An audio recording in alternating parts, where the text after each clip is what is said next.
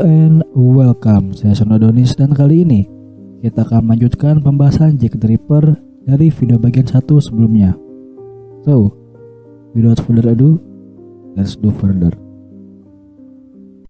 Dengan adanya pembunuh berantai yang masih berkeliaran bebas, tentu saja membuat penduduk Whitechapel menjadi resah, ketakutan, dan bahkan marah kepada pihak kepolisian yang mereka nilai tidak becus dalam menangani kasus Jack the Ripper.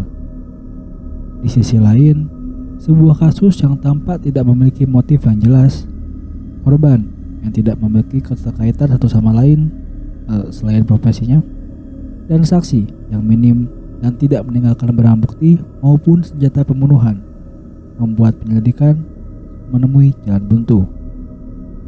Tekanan yang kuat dari masyarakat membuat pihak kepolisian menjadi bersedia menelusuri petunjuk apapun yang ada, terlepas kredibel atau tidak.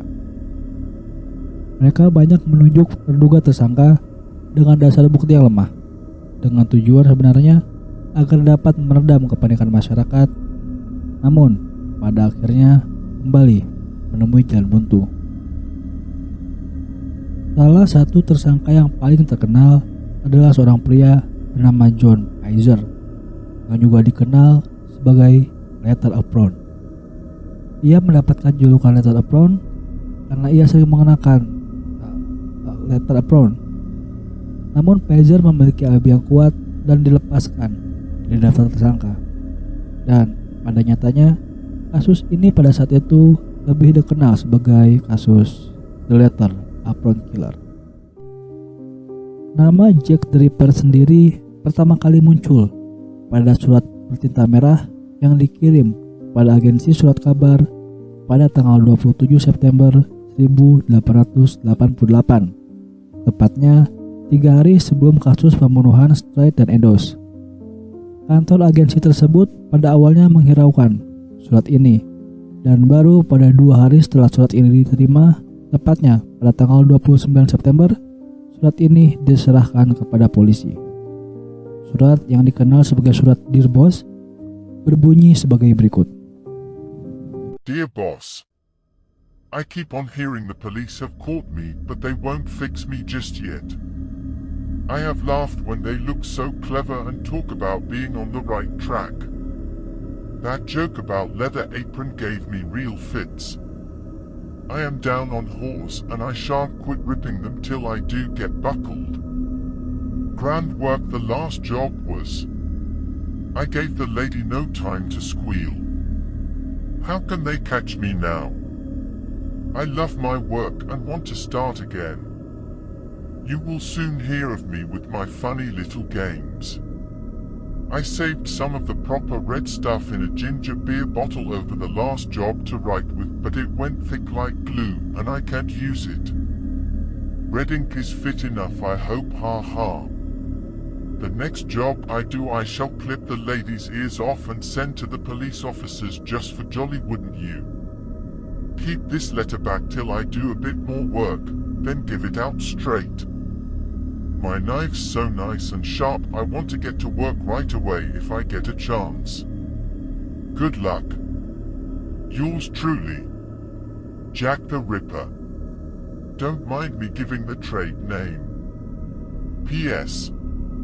Wasn't good enough to post this before I got all the red ink off my hands, curse it. No luck yet. They say I'm a doctor now. Ha ha. Dalam surat ini, si penulis menyebut dirinya sebagai Jack the Ripper dan mengaku bahwa ia yang bertanggung jawab atas rentetan peristiwa pembunuhan yang terjadi saat itu. Sang penulis terlihat sangat percaya diri dan bahkan menertawakan polisi yang tidak mampu menangkapnya. Ia pun mengatakan ia akan memotong telinga korban selanjutnya dan mengirimkan potongan itu kepada polisi. Surat ini diterima 3 hari sebelum pembunuhan Stride dan Eddowes. Jika kita ingat, aksinya dalam pembunuhan Stride terlihat seperti berhenti mendadak. Mungkin karena tidak bisa memotong telinga korbannya seperti yang ia janjikan kepada polisi, Maka Jack the Ripper segera mencari korban berikutnya, yaitu Edos. Karena jasad Edos ditemukan dalam kondisi sebagian telinganya dipotong. Lalu pada tanggal 1 Oktober, agensi surat kabar yang sama kembali menerima surat bertinta merah. Kali ini, pada surat tersebut terdapat noda darah.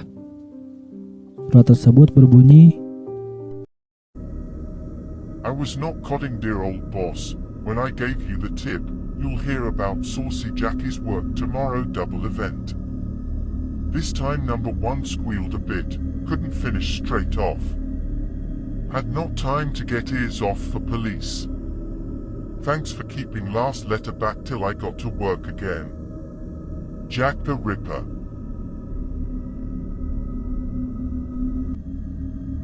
Pada surat tersebut dituliskan beberapa detail pada kejadian pembunuhan Straight dan Edos. Di sini, penulis surat tersebut merujuk pada kejadian itu sebagai double event, dan dia juga menyebut dirinya sebagai Saucy Jack. Surat ini ditulis pada hari yang sama dengan kejadian pembunuhan double event, dan karena pada saat itu informasi tidak tersebar secepat masa kini, sulit rasanya untuk menyangkal bahwa si penulis surat ini tidak terlibat langsung dengan kejadian pembunuhan tersebut. Setelah kedatangan surat kedua, polisi menyimpulkan berdasarkan gaya tulisannya bahwa kedua surat ini ditulis oleh orang yang sama. Sebagai catatan, penulis surat dan penulis tulisan grafiti di tembok saat pembunuhan Edos disimpulkan sebagai orang yang berbeda. Seperti yang telah disebut sebelumnya, pada saat ini polisi sangat patah arah dan benar-benar tertekan oleh masyarakat karena tidak adanya kemajuan dalam proses penyelidikan. Polisi lalu memutuskan untuk mempublikasikan surat tersebut dengan harapan akan ada orang yang mengenali gaya tulisan tersebut. Setelah surat ini disebar ke media, benar saja polisi mendapatkan petunjuk baru. Bukan hanya beberapa, namun ratusan. Diperkirakan ada lebih dari 600 surat lain yang datang mengaku sebagai Jack the Ripper. Hampir semua surat tersebut dapat dipastikan adalah hoaks, walaupun ada beberapa yang cukup menarik perhatian polisi, seperti misalnya surat yang datang bersama potongan ginjal manusia. Namun pada akhirnya, polisi tidak menemukan petunjuk yang dapat membongkar kasus Jack the Ripper. Penyelidikan yang tidak membuahkan hasil memuaskan membuat teori mengenai identitas sebenarnya dari Jack the Ripper menjadi berkembang semakin liar. Dari teori yang mengatakan identitas Jack the Ripper adalah seorang wanita, hingga yang mengatakan bahwa Jack the Ripper bukanlah satu orang, namun sebuah geng mafia.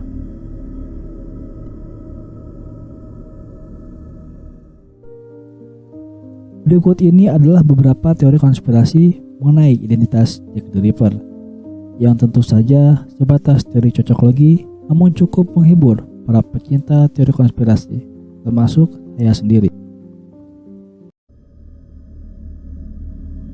Tempat saya utarakan sebelumnya, teori Jack the Ripper adalah sebuah geng mafia. Teori ini dibuat berdasarkan atas fakta bahwa semua korban Jack the Ripper adalah wanita pekerja seks komersial, yang mana pada masa itu para PSK kerap kali dikelola oleh jaringan geng mafia yang berkuasa di wilayah tersebut.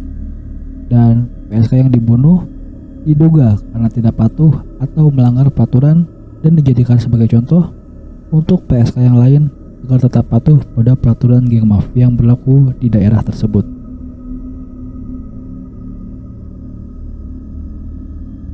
Teori Jack the Ripper adalah wanita dan disebut sebagai Jill the Ripper atau Jacqueline the Ripper.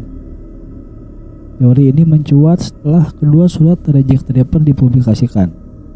Banyak yang menilai tulisan tangan pelaku dalam surat tersebut sangatlah rapih dan menyerupai tulisan tangan seorang wanita.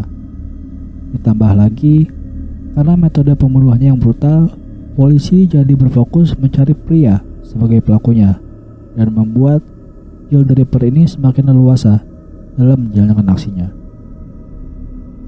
Kondisi sebagian besar rahim korbannya yang seperti diincar untuk dirusak atau bahkan hilang di bawah pelaku dikarenakan Jack the Ripper dikabarkan tidak bisa memiliki anak dan sangat benci kepada PSK yang sering kali melakukan aborsi.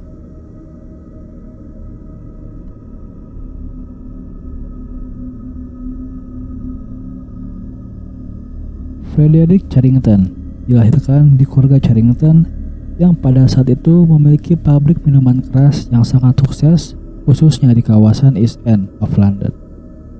Pada suatu hari, ia melihat wanita dipukuli oleh suaminya yang sedang mabuk karena minuman keras yang diproduksi oleh keluarga Charrington.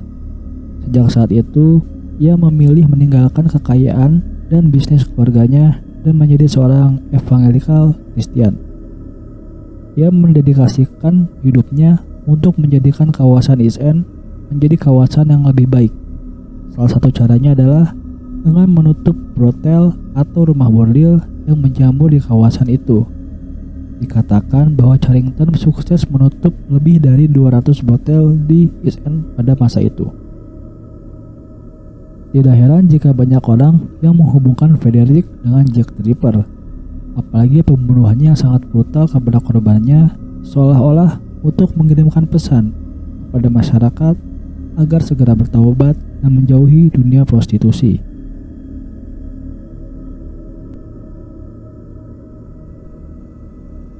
Pada tahun 1992 ditemukan buku diary milik James Maybrick. Dalam diary tersebut tertulis bahwa Maybrick melihat istrinya yang di dalam buku itu ditulis sebagai The Beach sedang bersama selingkuhannya di Whitechapel. Lalu tertulis lagi, Maybrick yang dikuasai amarah melakukan pembunuhan berantai kepada 5 prostitusi di Whitechapel. Dan pada akhir tulisannya, ia menyebut dirinya sebagai Jack the Ripper. Kalimat lengkapnya adalah,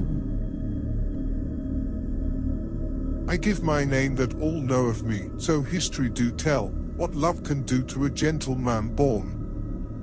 Yours truly, Jack the Ripper. Tragisnya, pada tahun 1889, Maybrick sendiri tewas karena diracun oleh The Beach, istrinya sendiri. Jika dilihat dari timeline kematian Maybrick, cukup cocok dengan timeline korban terakhir Jack the Ripper yang tewas di penghujung tahun 1888.